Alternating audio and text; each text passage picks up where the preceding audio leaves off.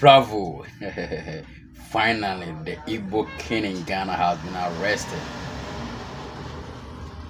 Yachino.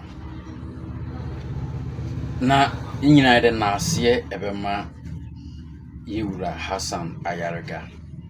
In fact, wayadi papa. Because my Ghana for and say Ghana that na kuma so.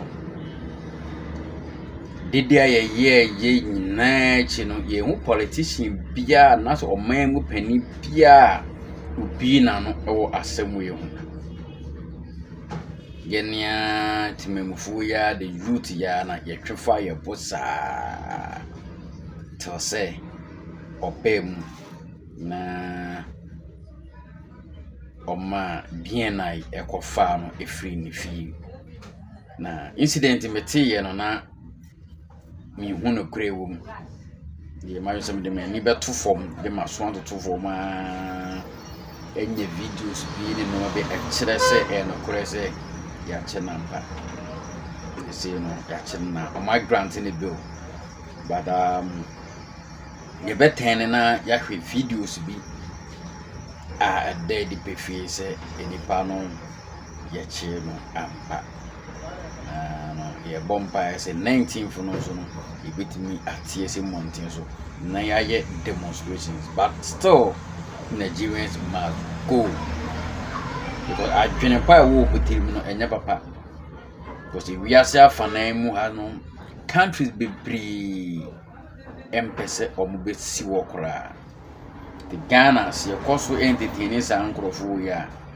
e be duru biribi no ye de yasa e be gu yeti seriously ko adwene kura abane baba but you Nigerians bia o ma betena man mu for so many good years ye no mati ya fe a problem bie ni omo hu efi bie ni mom omo hu a mo ye business oriented actually omo ye adwuma kama but e bi no mo so abefra adwene kura man nya papa omo pentem ayeyi omo kunipa e dia pesika omo ye robbery omo ba shawu omo ye a whole lot sa scamming no sa fraud na ekokoko so ni na majority of them no e omo it is ya hwe emo man kwa na right now so e wiase no so no e say Nigeria ho no mukuru mangasa no omani enka ho ndisa Igbo no particular omo hwehwe oma ewiase baabia ehojo na omo akosetre ho na omo de omo wuru kasem no aya akoje afa because we check the whole of Africa hanyina Ghana and ye the only country asundri ewo ho pa. Ghana is the only peaceful country in Africa.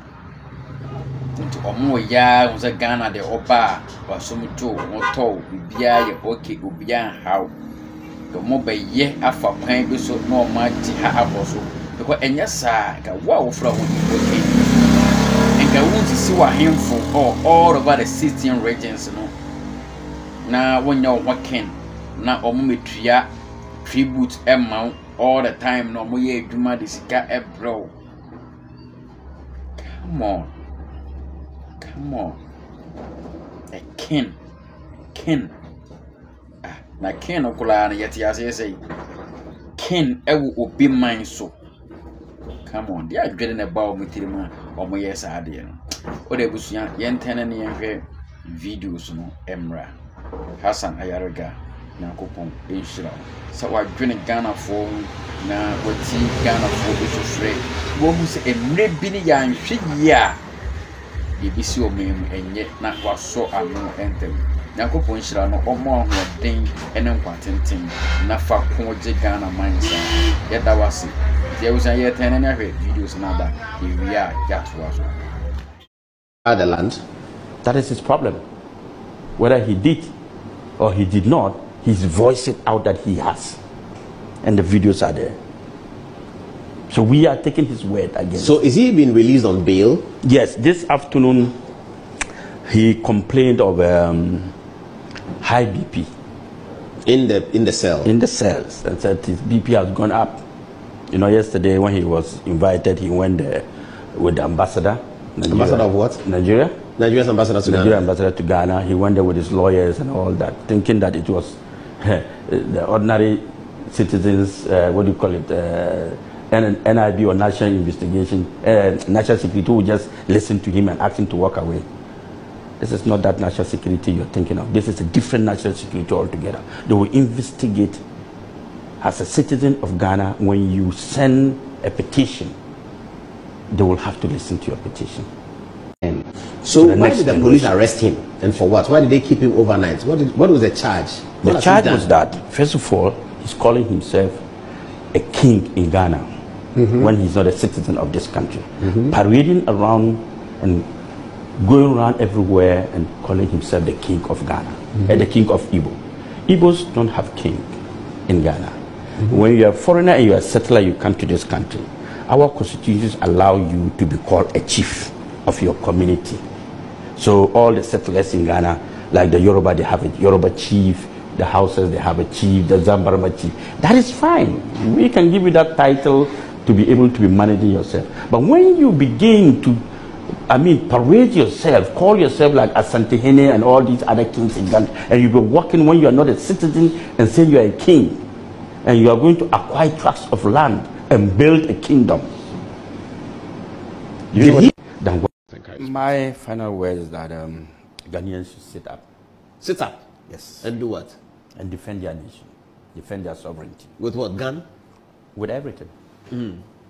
How can I join the demonstration on Saturday? What do I need to do? You just need to walk in as.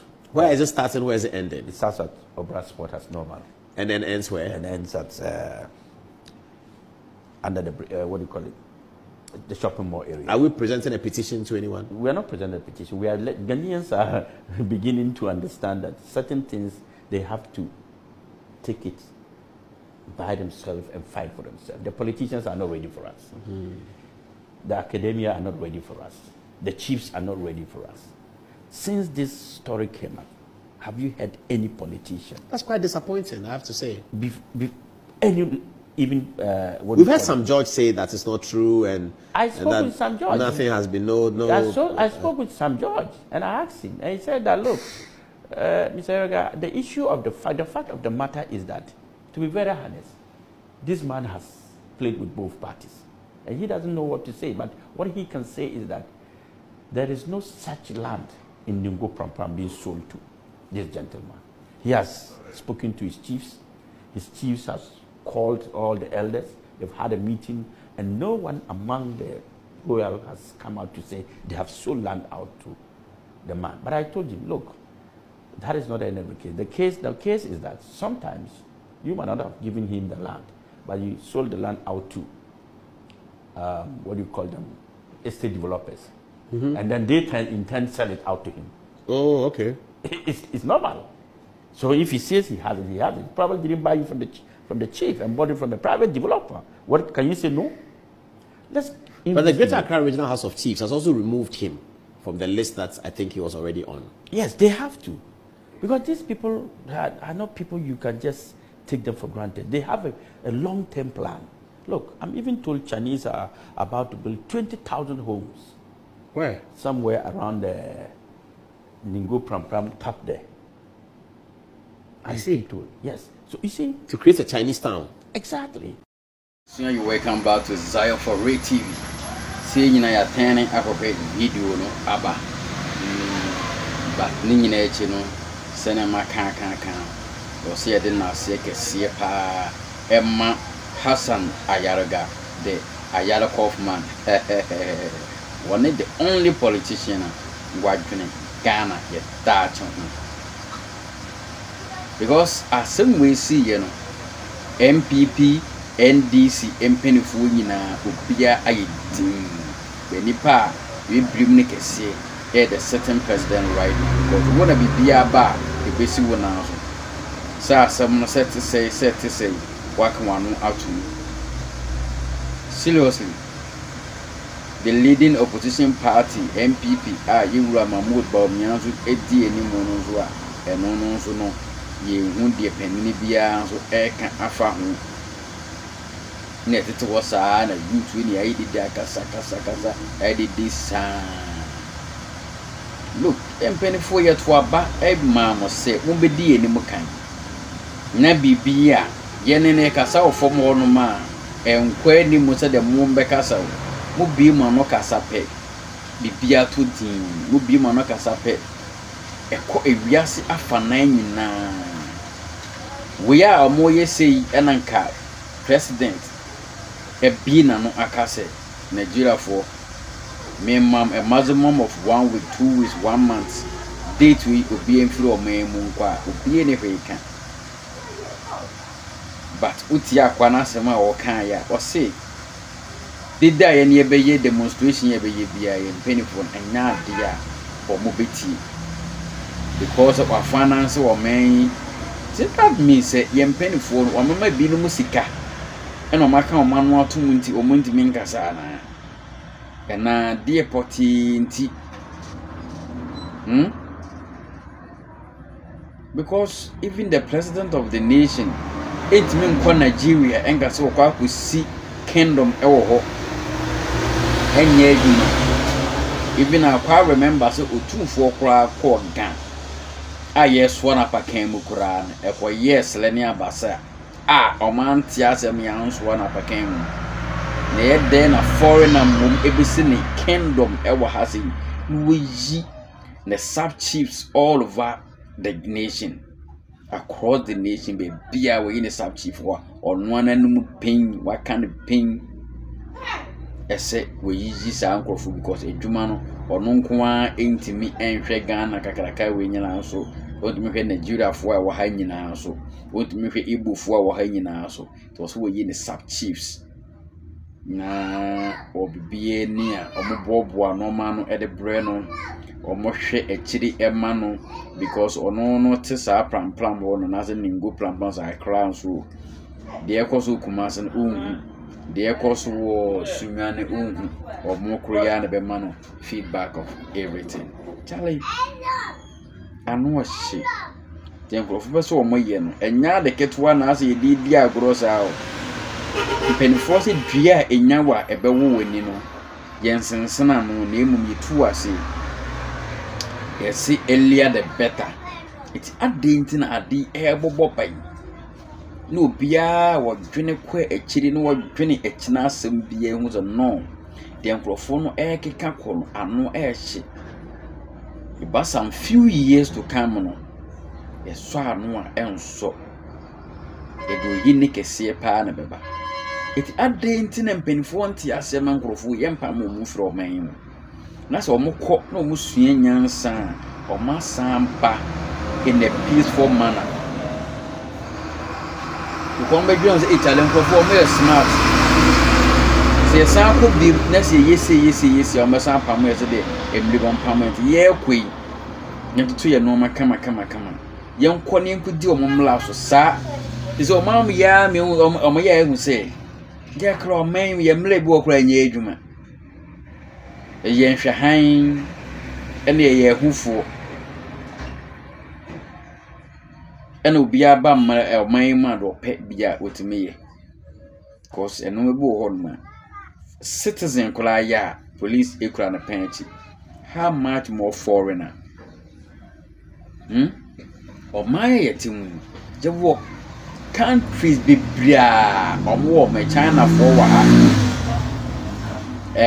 Burkina for wa ha Niger for wa ha Mali for wa ha Ivory Coast for wa ha you were American for nyina awo man mu but unya obia ho asem nka ese Nigeria for ya yo munyina etuntum se ye ne eno omo kwa nye omo accent no na different from ye ne dia doctor am kind of doctor enka omo ye omo Ghana for omo di bone kwa ye hu se omo ye Nigeria for omo ye omo se chinchina omo ye Ghana for to bone bi because nka Ghana for ya na ye but nyankopon or hata suru enim to omo tie omo accent no aye different from ye ne de to be na no we de onkan ye ho ntisa ko medi bone a hye sa krofu yi ma ha na kidnapping ni hu bi wo man mu ye dey no mo buy omo de sa no ma we nyina aba na still ye mpenifo ehwe wo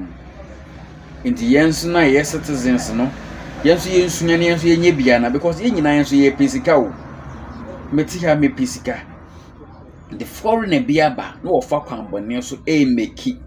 Na ye nyane hwea adent na meso citizen meso menye bi na meso mfanye yi abusunya mpenifo yeselem enidie mu ya nto aba ama mo se ye ma amanfo mfi omoman so meche yenwe ya nto aba ama mo se amanfo mfi omoman so emekunkum yemfa ye omonya omo rituals empesika ngu ombotum ya nto aba ama mo se Yema forense megu o man mu na ye japade ye sika kra ya pen o mfa tuwo megina so no mo wo be yenje asefem Islam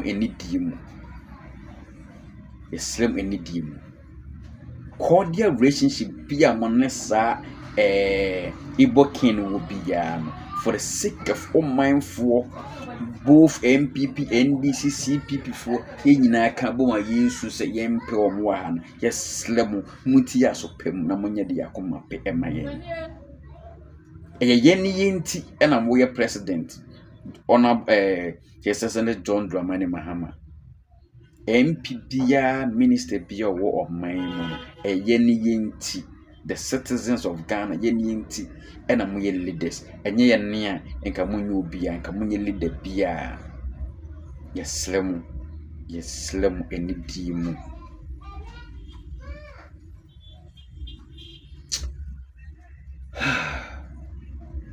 ebusuya oman edin pa ti suma enya panini bia ensu nkyere no eduru baabi na se yenso ye jiga de mla ehye yensem nenso ye start say ye descend on them mo kuru yamba asoma police force o mechechi ye gugu fiase na foreigners no enyo mo freedom edin kwase asebe o mo eya pa ebusunya anyway just subscribe to this very channel share like it na comment me damasi ibeguso akyerɛkyerɛ ya adwen ibeguso akasasa nyakopon eya adom ebia obetache mpenifo ya koma na amaye ya koma so ade amaye eda obibia ase ye ma monehwe adehye yeah Zion4Ray TV, do more than just watch.